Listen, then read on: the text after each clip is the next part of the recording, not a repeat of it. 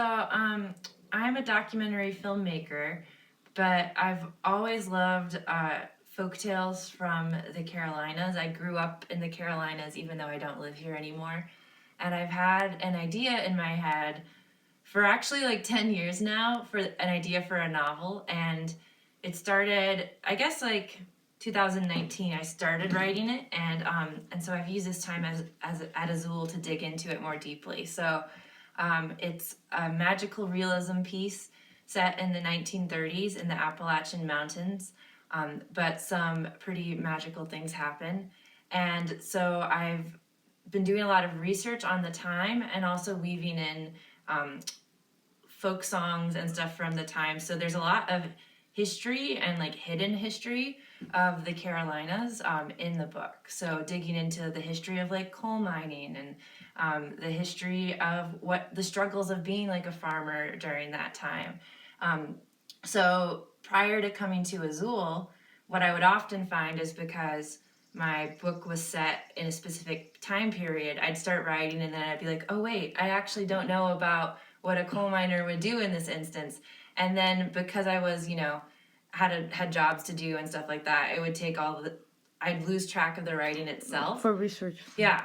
But getting to be at Azul and just like have the whole days ahead of me, when I hit a point where I'm like, oh, I don't know what actually would be historically accurate, then I can just dive in and spend a couple hours researching and find it. So it's been an amazing opportunity to dig into that research, and I feel like I've done so much research in addition to my writing since I've been here that when I leave Azul, it's going to be easier to just write in the pockets of time I have in real life, because I have that foundation of getting so much of the book done and so much research done.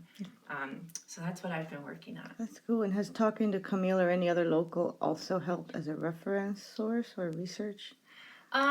I haven't been talking to locals much. I've been pretty much going just like into old books. But Camille is just like a complete joy to be around, and she told me about Max Patch actually, which was such an amazing hike, and so she's told me about fun places that have definitely like lended inspiration. Very cool thing. Yeah. If I could have your name, please. Lindsay Thomspson. And what is it that you do? I am a documentary filmmaker and a writer. And when did you start in your life, your creative career? In my career, it's been 9 years since I graduated from North Carolina School of the Arts in the filmmaking program. So I've been a professional filmmaker for 9 years. But I've always been someone who wants to tell stories. Like, I was the kid who would like write plays and have the other kids in the neighborhood perform them. And I've always been writing, and I've always been very curious. So it's just always been a part of my life. Oh, so you started out life, you could say, as a writer. Yes. And at some point you segued into film, which is kind of visual art. You know, a lot of writers stay as writers. And so what made you impel towards film? I think it just depends on the kind of story you want to tell. I think, like, and some of the stories I was interested in telling felt like they would work better as films than as a book. But that's also like the shift now. I'm working on writing a novel, and if making it a novel feels like the right world for it. So I still I pay the bills by being a documentary filmmaker. But when I've thought of this story I want to tell, writing it as a script for a movie just didn't feel like its right form. Oh, God. And there's a lot of people I know who are aspiring filmmakers, and there's like a lot. And the easier technology is, the more that exists. As a professional filmmaker, what would be the number one advice you'd give someone aspiring to really? I would say be a good listener. There's amazing stories all around us, and I've found a lot of personal freedom in being a documentary filmmaker because it keeps me constantly curious and interested in people besides myself. And so sometimes we can put a lot of pressure on art that we have to be expressing ourselves the whole time. But when you put yourself in the shoes of like bringing forth other stories into the world, it's just really fulfilling whether or not you feel like you're at the level of success you imagined you would be. So I found a lot of fulfillment in telling other people's stories and being curious about the world around me.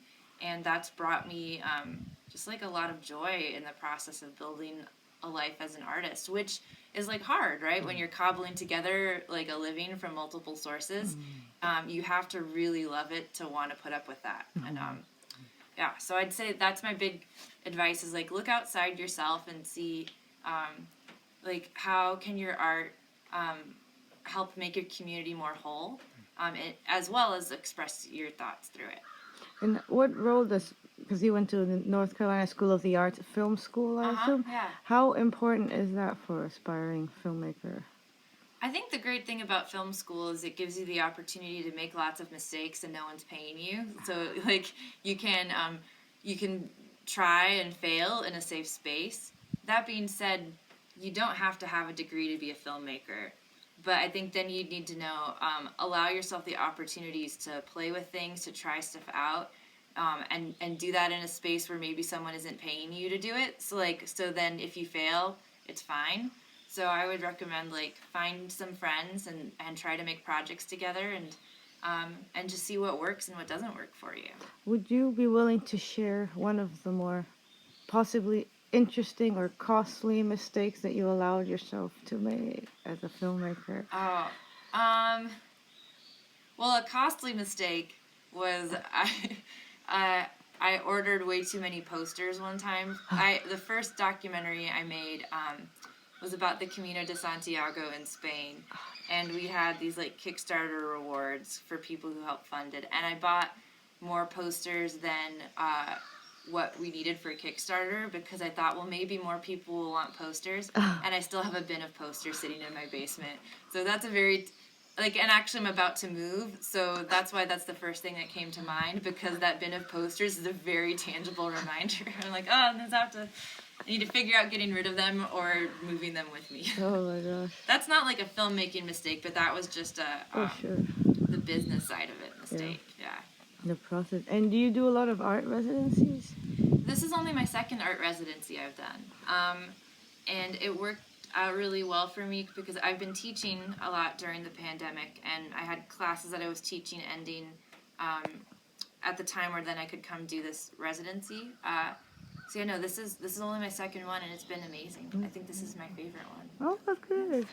And how did you find out about Azure? I was Googling residencies in North Carolina back at Christmas time because I knew I wanted to give myself some space to write, and I wanted to be in North Carolina because I live in Connecticut now, and North Carolina just feeds my soul every time I'm back here, and then also since the novel was set there, it just felt like that's where I need to try to be. That's cool. And what would be one tangible thing that being at this residency contributed to your project? I mean, I think the gift of time, like I mentioned in that shorter interview, that the space to write and to research, but then also you can take walks and hike and really let the idea breathe. Like you're not feeling frantic in any way, like, oh no, I have to write all this stuff because I have all these other things to do today. So that gift of space, I think, is so important to develop big ideas.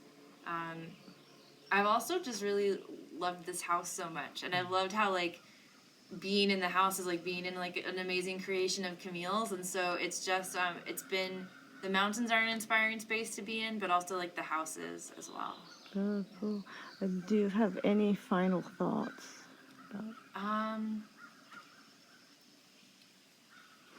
Just thank you. This has been such an amazing treat, and I hope to come back again, and I'm just also excited to see, with leaving Azul, how does the time here, has it really planted the seeds for my work to evolve even when I'm not here, right? So that'll be an exciting thing to see when I leave. Awesome. Thanks so much, Lindsay. Thank you.